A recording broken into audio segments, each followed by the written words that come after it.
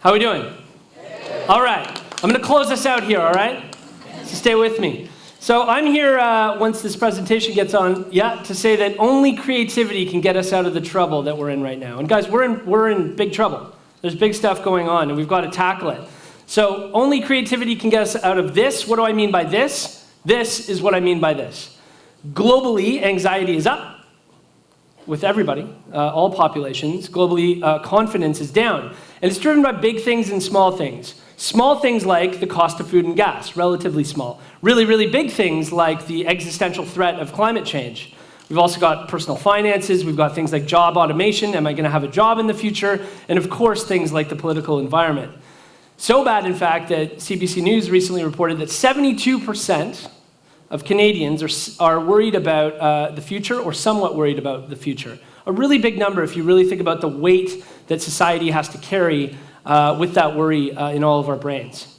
On top of that, literally the lungs of the earth are on fire as we speak, and we can't, as a global population, figure ourselves out to come together and help that rainforest issue and ultimately help the climate along. Huge issue. So, only creativity can get us out of this. That's the this. Here's what I mean by creativity. I really like this definition. It's about bringing good things into the world that otherwise wouldn't exist. It's about the noble act of pushing back the darkness and bringing hope to despair. I really like that. For me, a little wordy. To me, what I would say is creativity, simply put, is applied optimism. It's the idea that there's a better thing out there, and that if we are smart and choiceful in the way that we design towards it, we can get to better. And the good thing is, creativity is good in a lot of different ways. It's good for the economy. In 2015 alone, over $500 billion was contributed to the global economy through the creative economy. So we like that. It's good for the environment as well.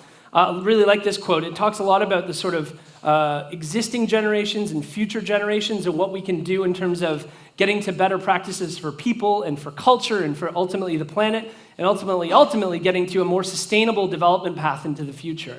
I mean, we need to look absolutely no further than Greta. She's 16, she's from Sweden, and not only has she now recently created the biggest movement and some of the biggest strikes ever on climate, she's actually mobilized the universe in the biggest way possible on any topic in the last many hundreds of years. So big shout to Greta. So that's a big act. Greta, massive, millions and millions of people. Check out her Instagram, follow her, please, please, please, and get involved. Small act. This is a little grocery store in Vietnam that instead of using single-use plastic to wrap their fruits and veg, what they said is, why don't we use banana leaf?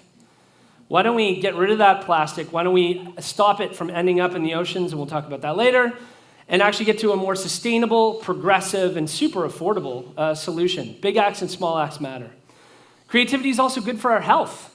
According to Forbes and Medical News, what's really cool is it increases your actual happiness. The actual act of being creative helps being more happy. It reduces the onset of dementia, which is super cool. It improves mental health. It boosts your immune system. And ultimately, again, being creative or leveraging creativity makes you smarter. So it's actually good for you. It's good for you as a mom or a dad, a parent, somebody at work, a brother, a cousin, a sister, a brother. Creativity is good for our health. This is probably why we're seeing stuff like this. On the left, we've got a adult coloring book. If you haven't done it, I highly recommend it. Super cool. Really, really sort of tunes you out, and it gets you into a different mental state that we'll talk about. Lego jumped on board in the middle. That's Forma, which is literally Lego for adults. How cool is that? And you know, they got cooler structures than all the stuff that the kids like, which is awesome. Also, escape rooms. If you've been to an escape room, it's the same sort of idea, which is how do you put people together and challenge them to come up with a solution? And you have to use a different part of your brain to get there. So it's good for your health. Perhaps, at the risk of overstating it, also it's the most important skill in the world. And I'm not making this up, just being a guy that works in a creative industry. This is according to the World Economic Forum. So look on the right side here, declining. What are the declining skills of 2022 moving forward? You got things like manual dexterity, understanding memory, management of financial and material resources. You got things like coordination, time management, technology use, etc. Those are all going away, according to really, really smart people. What's on the up? We've got things like analytical thinking, creativity, complex problem solving, ideation. Creativity is literally the future not only of work, as we heard earlier today, but it's actually good for you personally as you try to sort of create new realities for your family and yourself. And frankly, it's the last skill to be automated. I run an advertising agency. I automate absolutely everything I can. I automate all sorts of stuff through machine learning, artificial intelligence, programmatic advertising buying, all that sort of stuff. But I can't automate my creatives. I can't automate my strategists. So it's an investment in the future. Creativity is good for what's next. So to geek out on the brain piece for a second, how does creativity actually happen? Well, the first thing that happens is you release dopamine in your brain. And you need both of these things, by the way, for this to work. Dopamine first, which is sort of in your brain what you would think of as a rewards drug. It's sort of what feels like I've done something good. Also, you need serotonin, which is sort of the happy chemical. And only when those two things happen can you get a beautiful picture like that, seemingly with either bees or butterflies flying around it. But that's how creativity happens. You need both of those things to work. And so actually, literally your brain looks different and is working differently depending on what mode you're in. If you're on the low creative network side, you're probably like most of us most days where you're getting through your to-do list, right? You're just getting through your day, you're looking at your calendar, where do I have to go next? I gotta go shopping, I gotta go pick up the kids from school. That's a very sort of task-oriented brain function. To get to the high creative network on the other side, that's a very, very different way for your brain to work, where you release yourself of all those pressures and you are working on what's next and inventing and thinking about new things and complex problem solving, as I said. And so if you're like me, that's probably why you have some of your most brilliant ideas while you're taking a shower. Because you've released yourself of your to-do list. That's the moment where you can say absolutely nothing to yourself, stand there and let creativity happen. So what's really cool is that creativity ultimately looks at impossible and says, bullshit. I can get through this. And what's really, really cool is we've got a very interesting local example of that. So first of all, Side Launch, delicious beer. I'm sure almost everybody knows about it. I love it. Drink it all the time. Maybe Creemore Springs a little bit more. We can talk about that later after the after party. But still a good beer. What's almost cooler than the beer itself is actually the origin story, which is this. Which is, as a part of the Second World War, we were in Collingwood asked to build 32 ships. And even though we've got this gigantic southern Georgian bay, actually where the shipbuilding operation was close to a very narrow harbor.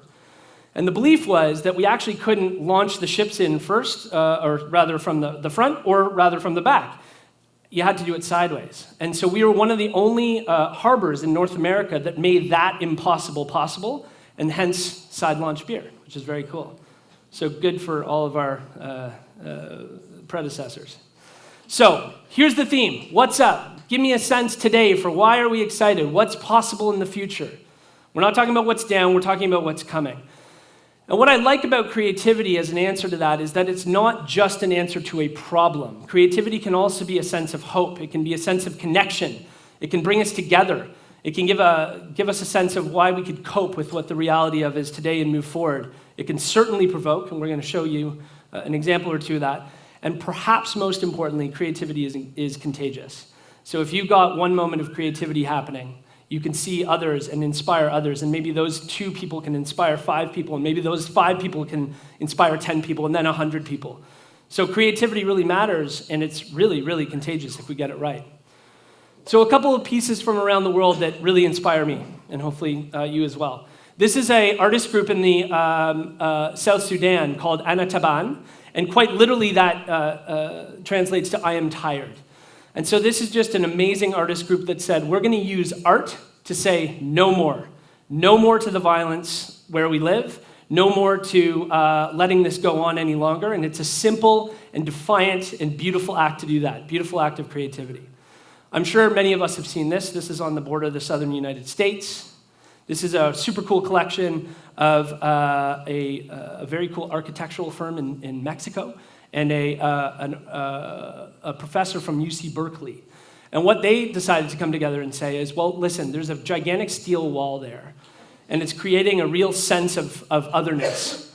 What would we do to ask a different question and present the people on both sides of the border in a very different light and reframe the discussion in a really important way? It's amazing what just a couple of pink teeter-totters can do. Super, super cool. This is an amazing piece, back to sort of the climate and environmental piece. So obviously with Al Gore involved, it's a super big deal, but they had to design to get him into it. So what this is a bunch of artists said, listen, there's multiple islands of plastic in the middle of the ocean, and nobody gives a shit. Nobody gives a shit because it's actually not one country's problem. So they said, well, let's go pore over the rules of the UN and figure out what it means to be a country. And they said, oh, wait. We can actually pledge the UN and say we are a country, we are called the Trash Isles, and we need everybody on board to recognize us as a country so that somebody finally, one country, many countries, will come together to do something about it. And they didn't just do a press release, which is what so often happens with these sort of PR stunts. They went all the way. They did an official passport. They did a flag. They made their own currency for the Trash Isles. Incredible. You can literally have Trash Isles money. And what's so cool about that is then they actually got the attention that they deserved on the floor of the UN, and things are finally starting to slowly happen here. But you can see how creativity absolutely changed the conversation here. Exit Deutschland is the end. I don't want to show you that. I want to tell you about it. So what this is Exit Deutschland is a group of people that have come together to say, how do we de-radicalize that really worrying movement that's happening in Europe, where so many people are being radicalized and becoming essentially Nazis. And so you'll see in a couple of slides that I work a lot in my current role in the fundraising space at times. And to me, this is probably one of the most inventive fundraising ideas ever, because it's fundraising that works against the cause of the people that are doing the march. You'll see what I mean. Exit Deutschland is the NGO that provides support for individuals seeking to leave the Nazi scene. Yes, believe it or not, brainless neo-Nazis are still a growing movement in Germany. Year after year, they overrun and bother several villages, like Wunsiedel, to demonstrate. We present the first involuntary charity walk, Nazis Against Nazis. For every metre the neo-Nazis marched, €10 were donated by citizens and small businesses to Exit Deutschland. So, for the neo-Nazis, it was a lose-lose situation. This revolutionary way of fundraising was successfully replicated by other cities, raising a record amount in donations to Exit Deutschland, which means that, as ironic as it sounds, thanks to neo-Nazis, every year there will be less and less Nazis in the world. Killer. Killer. I wish I'd done it. Damn it. Brilliant. Absolutely brilliant. I love with the Nazis walking by on the side and they can see the signs and they're like, shit, I shouldn't be walking still. Okay, so that's one. The idea of going to Mexico. That I also didn't want to play right away is this. It's called DNA discount. So if you think like I do that the biggest existential threat in the entire universe is climate change, and the reason that I think that is because nothing else matters if we don't have a planet to live on. Number two to me is a sort of more macro theme, which is that there's this sense of otherness that's happening in the world, and it's showing up in lots of different ways. But this idea of me versus you, of us versus them. And what I love about this piece, this is an actual brand, Aeromexico, sort of Air Canada of Mexico. They've taken on this sense of otherness and figured out a really cheeky and playful way to sort of cut the legs out from under this racism that can exist in the world. And they've done it in a really interesting way that also allows you to book a flight. Let's have a look. The idea of going to Mexico is not something that I would foresee. Let me stay here in peace and let those folks stay on their side of the border. How do we increase USA flights to Mexico if a big part of Americans just don't like Mexico? Mexican immigration goes as far as the 1800s settling in on the South, meaning that a big percentage of Mexican ascendants in the USA doesn't even know it yet. So we did a DNA test to prove it and turn those results into discounts. Joshua, you are 18% Mexican. Oh, wow. So you get 18% off to fly to Mexico. 14.4% Mexican. You're 22% Mexican. That's bullshit. That is bullshit. You are 18% Mexican. Well, that's better than you. So you get 22% off to fly to Mexico. Oh, come on now. Seriously? Okay. That's for real. So what if I want to take my wife? DNA discounts. There are no borders within us.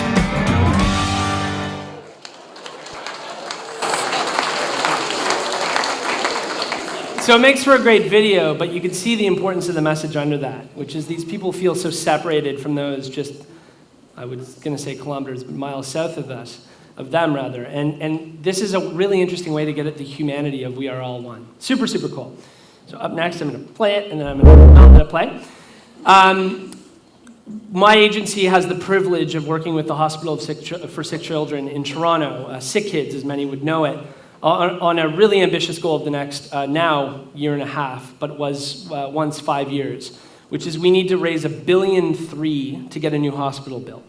And so we needed to do all sorts of things in a brand new way to attract all sorts of new donors and show up as a brand in an entirely new way.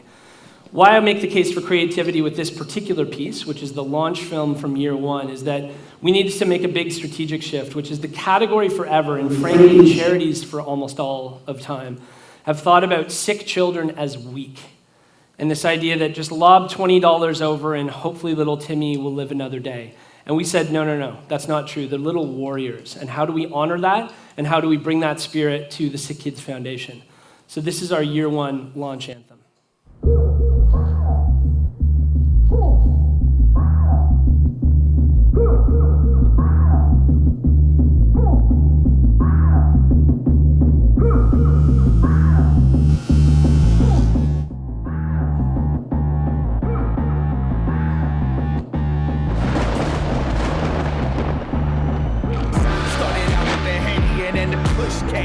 Last time I freaked out and ain't been high since. I'm on the fence, shorty trying to send her rinse, but how I'm gonna get caught when I don't even got brakes? You don't gotta lose a top, you don't even got hits. So I'm praying that this creepy bus driver don't glimpse I'm rolling. You would think my whip was stolen. In my past life I hit up all that in your toes and I'm swollen like I hit a beat hive with a Boeing 737 with my arms to the heavens like drop zone to the block's gone. Can't you tell we ran up out of options? This ain't a cry group, tell the entire truth. And let us set you free, we undeniable. We undeniable. We undeniable. We undeniable. This ain't a cry group, tell the entire truth. And let us set you free, we undeniable.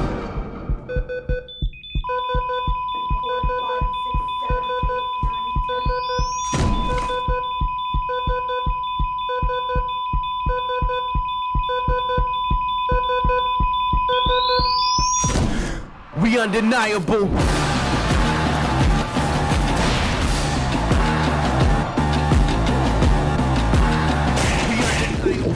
Tell the entire truth and let us set you free. We undeniable. We undeniable.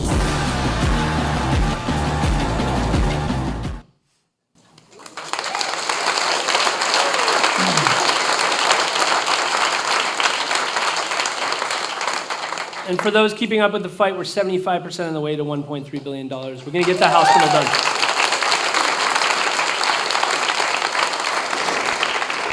So simply put, guys, we need more creativity in the world. And there's something about this quote that I love so much. Albert's got it right, which is that it's actually in all of us, as long as you've got some intelligence, which hopefully I can presume everybody here does. I think we're good there, right? It's just letting that loose and having a bit of fun with it. And, you know, there's this sort of outdated conception of, like, what is a creative? And you so often think about, like, some moody, cool scene with somebody in a dark room on a leather couch, probably with, like, a black turtleneck, and they're smoking a cigarette. And I say bullshit. I actually think that there's creativity in all of us. So actually, I want to do, if I could get the tech group's help here, any light that's possible in the room, I'd like to flood the theater as much as possible. And I would quite literally like you to stand up if, so I'm not kidding here, if you have ever made a handmade birthday card, stand up. Guys, we're supposed to make it take longer. Shit. All right. If you've ever had solved a problem at work, stand up for the 3 people who haven't. If you've ever planted a garden, put your hand in the air. If you've ever gone off recipe when cooking, even if it didn't work out. If you've ever bent logic to get your kid to do something, which I did yesterday morning. I feel like a preacher, this is getting a bit weird. And finally, if there's like one weird person in the back that's never done any of this, if you've ever been a kid, make sure you please stand up. And obviously what we see is creativity is in everybody. And given the theme of what's next, what's our causes for optimism, I would just ask all of you to leave this theater today and be creative. Thank you very much.